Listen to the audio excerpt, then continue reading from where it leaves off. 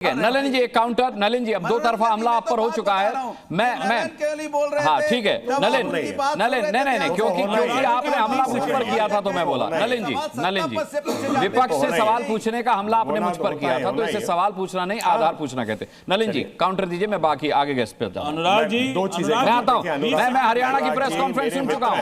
Vote चोरी वाली ईशान भाई सुन चुका हूं, डिटेल में कर चुका हूं। नलिन जी को बोलने देते, बाकी मेहमान लिए समय का आप ही के सवाल का जवाब दे रहा हूं अनुराग मुस्कान जी। मैं आता हूं अनुराग मुस्कान जी आप ही के सवाल का जवाब देना चाह रहा हूं। अरे आप लोगों के सवाल का जवाब अभी नलिन जी से ले लेते हैं। अभी आप आपके और अनुराग जी के सवाल का जवाब नलिन जी से ले लेते हैं। अरे आपने सवाल पूछा अभी अनुराग भदौरिया जी से, मैंने अनुराग भदौरिया से पूछा, आप क्यों जवाब देंगे सर उसका? ठीक है राहुल गांधी जी की अगर प्रेस कॉन्फ्रेंस, अरे मैंने देखी भाई उनकी प्रेस कॉन्फ्रेंस देखी, जाना था जापान पहुंच गए, चीन चुनाव का बिहार में, वो हरियाणा को प्रेस कॉन्फ्रेंस कर रहे थे।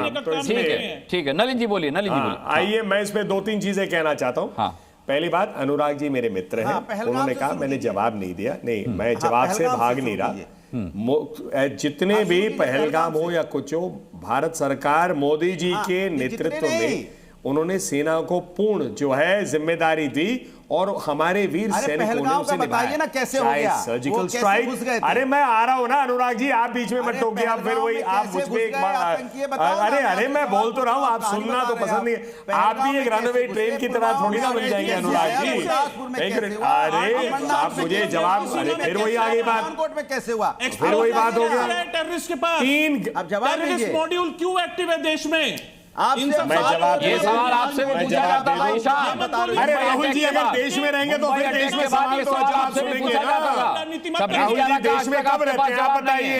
26/11 राहुल जी 2 महीने में तो हर बार विदेश में दिखते हैं और आपको देश की चिंता बड़ी। कम से कम मौजूदा सरकार ने ऑपरेशन सिंदूर तो किया, 26/11 के बाद आपने क्या किया ईशान? ये तो बहुत लंबी डिबेट चली जाएगी। जिस पार्टी के नेता को विदेश से फुर्सत नहीं है वो देश की चिंता क्या करेंगे? जब यहाँ पे हमले नहीं आप बात छोड़ दीजिए अनुराग जी, मैं जवाब दे रहा हूँ। ऐसे थोड़ी ना होगा कि आप नहीं ओवरलैप मत कीजिए सर, बात सुनाई नहीं देगी। नलिन जी अनुराग जी ऐसे नहीं होता। अरे भाई तीन लोग बोलेंगे ऐसे कैसे हो जाएगा? सवाल पूछने के बाद जवाब जानने का धैर्य तो रखिए। पार्टी के प्रवक्ता जवाब नहीं सुनना चाहते। भाई अनुराग भदौरिया ईशान त्यागी, आप सवाल पूछने के बाद जवाब सुनने का धैर्य तो रखिए। तो आप इनका फेडर ऑफ कर दीजिए। फेडर ऑफ नहीं करता, मैं सभी सम्मानित है मेरे। नहीं आप दोनों के फेडर ऑफ कर दीजिए। मैंने आज तक अनुराग भदौरिया का फेडर ऑफ नहीं किया, मैं ईशान त्यागी का क्या करूंगा?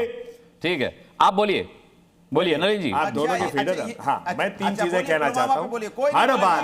हर बार जब यहाँ पर कुछ हुआ है, मोदी जी की सरकार ने डंके के चोट पे देश की सेना हो, चाहे वायुसेना हो, चाहे थल सेना हो, उनको पूर्ण इजाजत दी है कि आप राजनीतिक रूप से, हम कहते हैं आप जो उचित करना चाहे करिए। सर्जिकल स्ट्राइक किसी सरकार ने की, बालकोट जैसा कोई ऑपरेशन किसी सरकार ने की।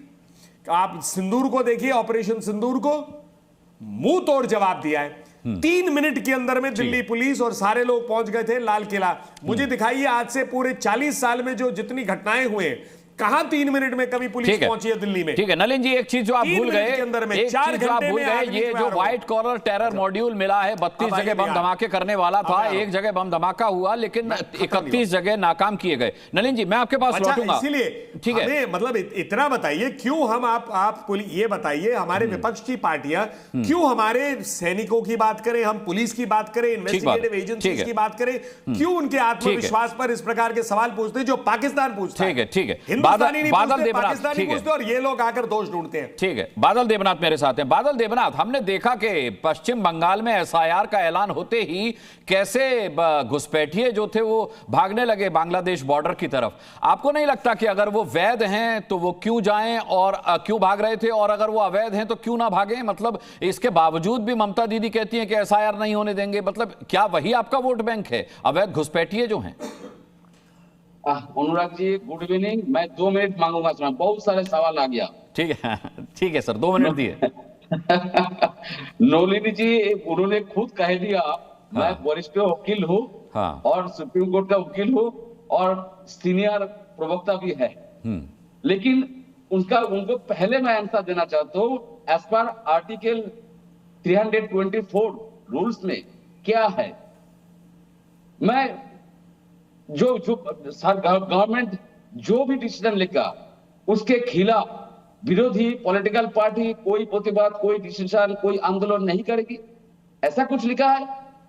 और कांग्रेस के प्रवक्ता ने जो बताया, इतना विस्फोट का जो लिस्ट उन्होंने दिया, उन्होंने एक बात नहीं कहा, सारे विस्फोट के पीछे एक दिन के बाद या 2 दिन के बाद इलेक्शन क्यों होता है। सवाल यहाँ पर, ये सवाल मेरा नहीं, पूरे देश के लोगों का सवाल है सर।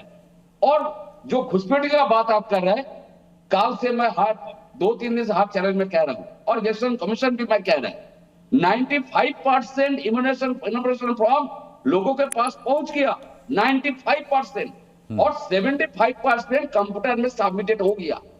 मतलब जो आप बोल रहे हैं, पलायन कर रहे हैं, इलीगल तो कुछ हुआ, आया, कुछ इलीगल तरीके से जा रहा है, ये तो सही बात है, ये तो गलत नहीं है।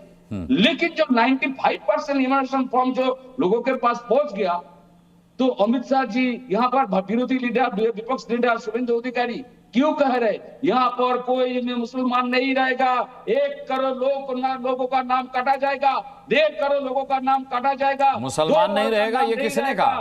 अरे बादल देवनाथ, ये मुसलमान नहीं रहेगा किसने कहा? कहां पहुंच गया सर? या विस्फोट क्यों कर रहे हैं? मुसलमान नहीं रहेगा यहाँ पर, ये किसने कहा? तो क्या सर, क्या बोल रहे हैं? मैं कह रहा हूं कि किसने कहा यहाँ मुसलमान नहीं रहेगा, ये किसको मिसकोट कर रहे हैं आप? मैं डायरेक्ट कह रहा हूं, शुभेंदु अधिकारी विपक्ष के नेता, उन्होंने 6 महीना पहले भी कहा, हाँ। जितना विधानसभा में जितना मुस्लिम कैंडिडेट जीत के आएगा उसको उठा के बाहर, विधानसभा से बाहर फेंक दूंगा। ऐसा कोई कर सकता है क्या? आप कमाल कर रहे हैं, ऐसा कोई कर सकता है क्या? ऐसा कोई कर सकता है क्या? हाँ, होता है कि नहीं पता नहीं। अरे कह तो टीएमसी के हुमायूं कबीर भी कह रहे हैं कि जो बाबरी नहीं बना देगा उसको जूते से मारूंगा, उसको जूते से मारूंगा। कहने को कोई कुछ भी कहेगा, कर लेगा क्या? सर सुनिए ना, अच्छा लग रहा है, मैं जानता हूं आपको अच्छा लग रहा है, इसीलिए आप टोक रहे हैं बीच में, मैं जानता हूं। लेकिन सर उत्तर प्रदेश में, मध्य प्रदेश में, बंगाल में 42 करोड़ लोग 5-6 साल 10-12 5 करे, ये लोग सब आत्महत्या कर रहे हैं, क्यों कर रहे सर? और बंगाल में एसआईआर का आतंक से 50 करोड़ लोग आतंक से मार गए। डराने का जो कोशिश कौन डरा रहा है? भाजपा के लोग क्यों डरा है? इतना लोग क्यों मारेंगे? और बात है सर, काल का रिपोर्ट है सर, सुनिए, जल्दी हर जिला में डिटेंशन कैंप बनाओ।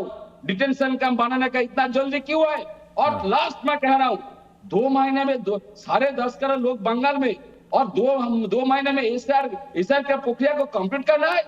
ये क्या है सर, क्या चल रहा है देश में? अभी आपको बादल देवनाथ आपको एक खबर दे देता हूं, सुनिए, पॉलिटिकल पार्टी विपक्ष देता, बादल देवनाथ